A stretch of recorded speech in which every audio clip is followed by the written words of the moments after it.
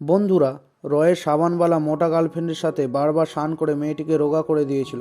এখন আর রয় তার গার্লফ্রেন্ডের সাথে স্নান করতে চায় না, কারণ রয় এটা ভেবে ভয় পাচ্ছিল যে তার গার্লফ্রেন্ড রোগা হতে হতে একদিন গায়েব না হয়ে যায়। কিন্তু কিছুদিন না স্নান করার ফলে রয়ের গা হাত পা চুলকানি হতে থাকে। এই জন্য রয় বাজার থেকে নতুন সাবান কিনে আনে। এটা দেখে রয়ের গার্লফ্রেন্ড রয়ের ওপর অনেক রেগে যায় আর ব্রেকআপ করে বাড়ি থেকে বেরিয়ে যায়। রয়ের পিছনে পিছনে যায়, কিন্তু অনেক দেরি হয়ে যায়, কারণ বাইরে বৃষ্টির কারণে তার গার্লফ্রেন্ড গলে যায় আর বাবেল হয়ে ওপরে উঠে যায়। পরের দিন দুঃখে রয় সাবান বাক্স জ্বালিয়ে তার গার্লফ্রেন্ডের শেষ কাজ সম্পন্ন করে আর নিজের বন্ধুর কথা শুনে একটা গোল্ডফিশ নিয়ে আসে, যাতে সে একটা সঙ্গী পায়। কিন্তু তখনই মাছটা দেখে কিছু একটা ভাবতে ভাবতে মাছটিকে ছুঁড়ে ফেলে দেয়। তখনই মাছটা একটি সুন্দর মেয়েতে পরিণত হয়, যেটা দেখে রয় খুব খুশি হয়, কারণ রয়ের কাছে এখন একটা সুন্দর গার্লফ্রেন্ড আছে। কিন্তু মাছ হওয়ার জন্য মেয়েটির কাছে 6 থেকে 7 সেকেন্ড মনে রাখার মতো ক্ষমতা থাকে, আর এই সময় শেষ হওয়ার সাথে সাথে ভুলে যায় যা কিছু সময় আগে ঘটেছিল।